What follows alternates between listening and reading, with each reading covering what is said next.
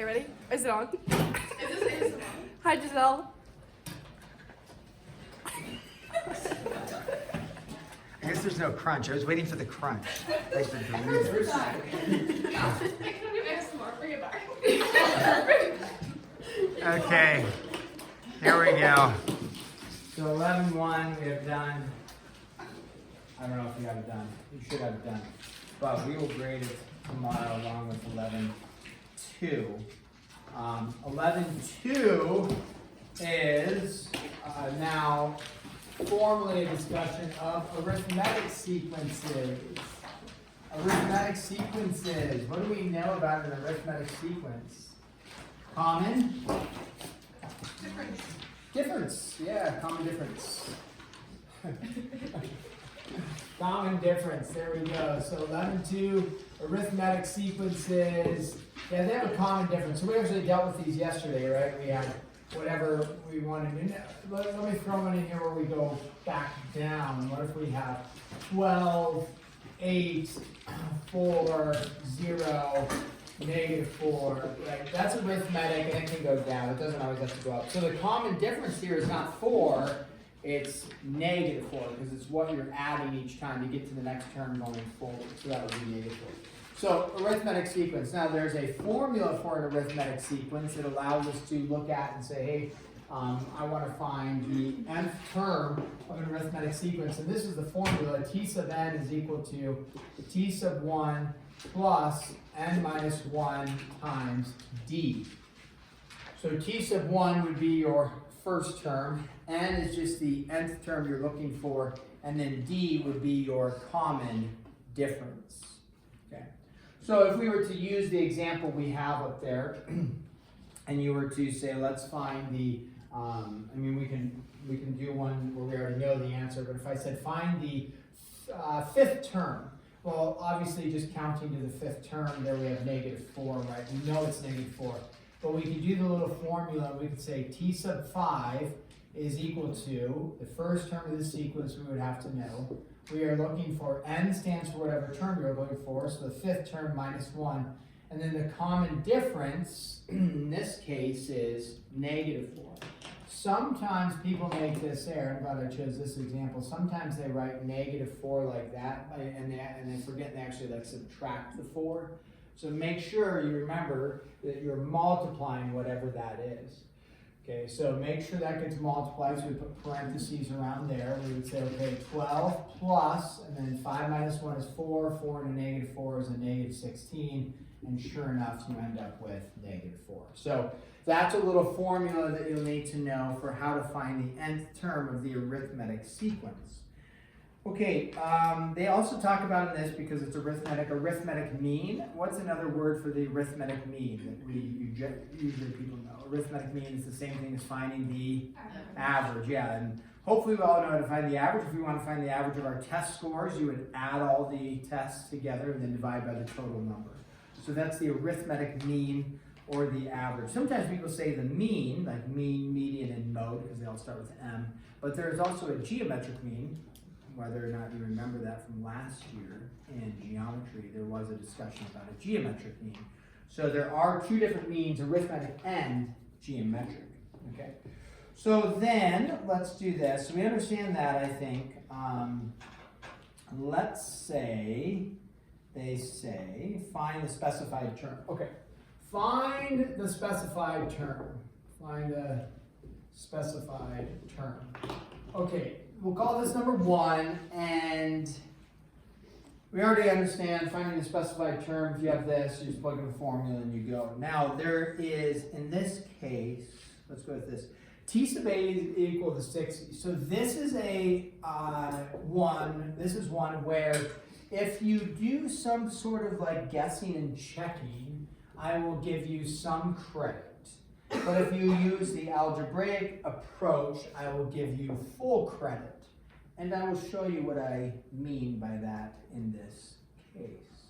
And then we're going to look for T sub 40. Okay, so I'm going to give you the algebraic approach. Now, an algebraic approach typically means you're going to have some sort of formula going like this, arithmetic sequence formula. Remember the midpoint problem? Like you have one endpoint and you have the midpoint and you need to find the other point. And I said if you do the counting method on a graph, you get partial credit. But if you do the formula, you get full credit. It's going to be the same with this. Because with an arithmetic sequence, it's not wrong. You could think through, there's a common difference every time. So you could kind of figure out between 8, if the 8th term is 60 and the 12th term is 48, how many are you reducing by each time to get to the 48? And then you extrapolate that out to figure out what the 40th term is, doing just some kind of guessing and checking. It's not a bad way to go. What I'm going to ask, though, is for full credit that you use the arithmetic approach, or algebraic approach, and you utilize the equation here, okay? Because what we're going to do is we're going to write an equation with this, and then solve it by systems of linear equations. So that's our goal. So when we look at this, what I know is that the 8th term equals 60. So I'm going to take my formula right here, and I'm going to plug in what I know, and then there's things that I don't know. So what I know is that t sub n is 60, meaning when I plug in 8 for n, I output 60 in the end. So I would write 60 is equal to, you don't know your first term, but you do know you're plugging in your 8th term, and then you don't know your common difference. Right? When they give you the information, you don't know the first term and you don't know the common difference. So we've set up an equation. We could simplify this if we wanted to. We would say t sub 1 plus 7d. What I want you to recognize is when you see an equation like this is linear, right? It's a linear equation. Now, even if it was quadratic, that's fine. We worked with solving equations, systems of equations with quadratics and things like that.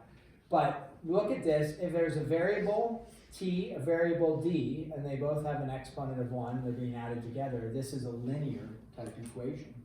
So over here, we're going to do the same thing with 12 and 48. So we know when you input 12, you output 48. And we don't know the first term, and you're not plugging in 8, you're plugging in 12, and you don't know the common difference. So you get 48 is equal to t sub 1 is equal to, plus 11d. So in this, we now have 2 equations, 2 unknowns, and we solve. That's the goal for the algebraic approach. And so then when I would probably subtract the equations, would be pretty easy to do. Because we have a t sub 1 and a t sub 1. So we go like negative 48 minus t sub 1 minus 11d. And the reason why I like emphasizing the algebraic approach is that often we get to equations in mathematics and you have something like this, right? I don't know, I have 2 unknowns. What do I do? It's like 2 unknowns, 2 equations, solve system of linear equations. Or 2 unknowns and they're not linear, it's just a system of equations and you substitute or you eliminate. And so those cancel out, you get a positive 12 is equal to negative 4d, right? And then so d is equal to a negative 3. And if you track with that, it would make sense that it would be going down by negative 3 as there's a difference there for that. So d is negative 3, and then we plug in, because we still need t sub 1, and so you can plug into any of them you want. So we'll go over here, so we got the space, and it's 11 times a negative 3, so that's negative 33, and then 33 plus 48 is 81. So t sub 1 is 81. Then we just go ahead and take our formula and say, okay, t sub 40 equals t sub 1, 81, plus 40 minus 1 times common difference of negative 3. And then we simplify that out. Okay? So, systems of linear equations. Again, people can extrapolate, and they do a pretty good job a lot of times of figuring out the differences. Negative 3, as you know, you're going from a 64 to a 48, so that's a difference there of 12. there's 4 terms in between. 12 divided by 4 is 3. You're going down, so it's a negative 3. You can just kind of mental math it out. And then once you know the difference is negative 3, you can extrapolate out, you know, how many terms back to the first, you know, and there's 7 more terms. 7 times 3 is 21. 60 plus 21 is 81. And you get back to your first term, and then you can figure it out from there. Nothing wrong with that. I'll probably give you 3 points out of the 4. Doing a system of linear equations, that'll yield for us the full thing. Okay? So make a note of that. You can guarantee you're going to have one on the MCA or the test that will have that. So find the arithmetic mean. This is hopefully pretty straightforward for us. If you have something like, you know, whatever, 2 7ths and 5 11ths. So even if it's a fraction, now if they give you a fraction, they probably want it to end in a fraction, FYI. So to find the arithmetic mean, we did discuss this already. You would just take 2 7ths plus 5 11ths, right? You add the numbers you have, in this case there's just 2 numbers, and then you would divide it by the total numbers that you have, which are 2, and then you simplify that out, whatever that comes out to be. So 2 7ths plus 5 11ths divided by 2, and you get some sort of value. All right. I know I'm not giving you the answers for these, but the work to get there is the important part. Okay, how many multiples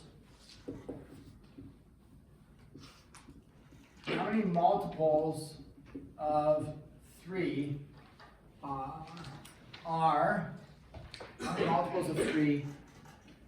are between 100 and 1,000?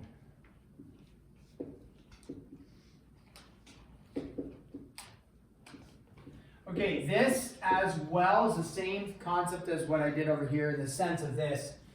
There's an algebraic approach, we're going to show that, and then there's just a counting approach and a logical reasoning approach, which is great. I'll give you 3 points for that, and then if you do a little bit of like equational algebraic work, we'll give you the full credit for it. Okay. So we're looking for multiples of 3 between 100 and 1,000. So our goal is actually to set up some sort of sequence and then work with it from there.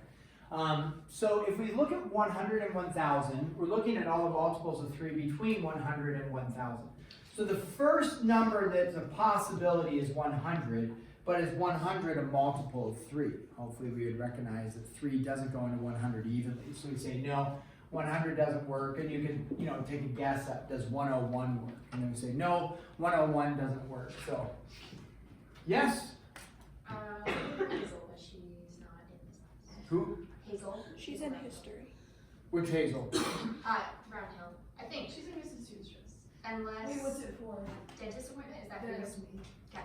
Oh, the worst. Is it just a clean? I don't know. Probably. Maybe. Good luck. Okay.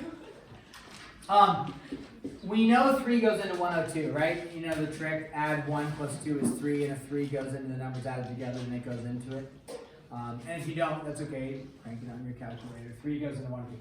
So the first number is 102. What's the next number going to be then? Because it's multiples of 3, right? So it's going to be 105, right? 108, so on and so forth, all the way up to, what's the last number that it goes into? Not 1,000, but 999. Okay.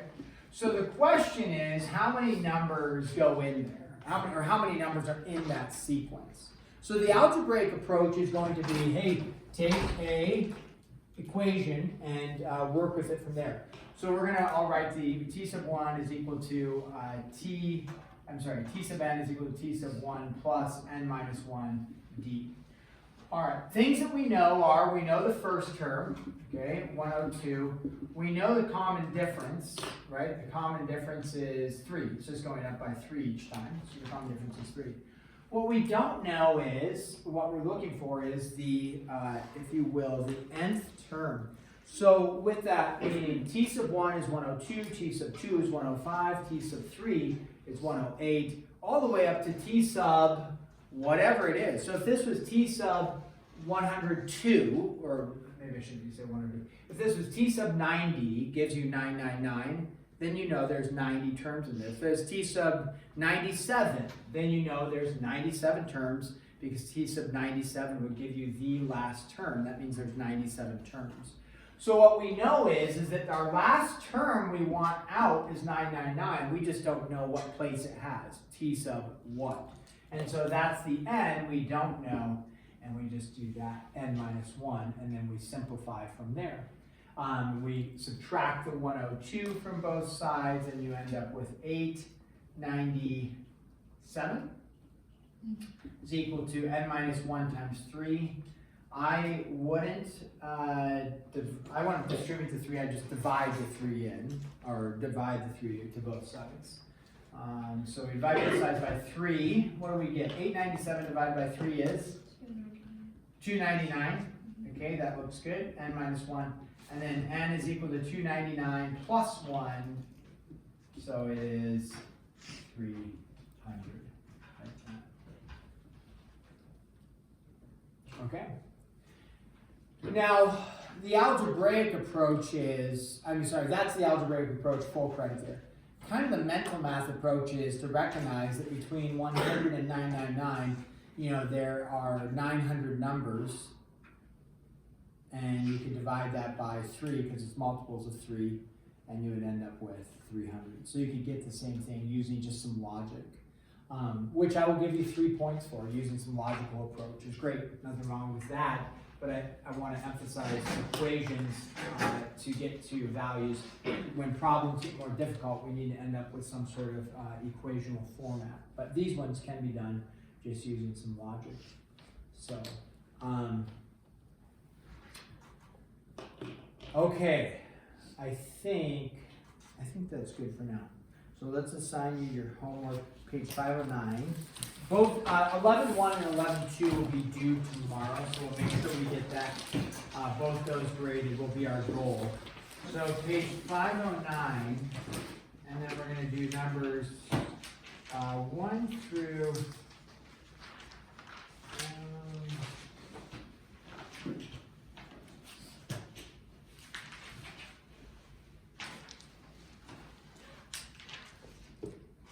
let's go 29, Bob. And then number 12, 18. Oh, you know what? We're going to skip a couple. Sorry about that. Oh, let me just write this so I don't forget. Skip 1, 2, 3. We don't need that one. 23 and 25. Skip those two. 28 and 30. There you go. 28 and 30. So skip 23 and 25, and then 28 and 30. That looks good. Okay. So maximize our time. 11.1, 11.2 due tomorrow.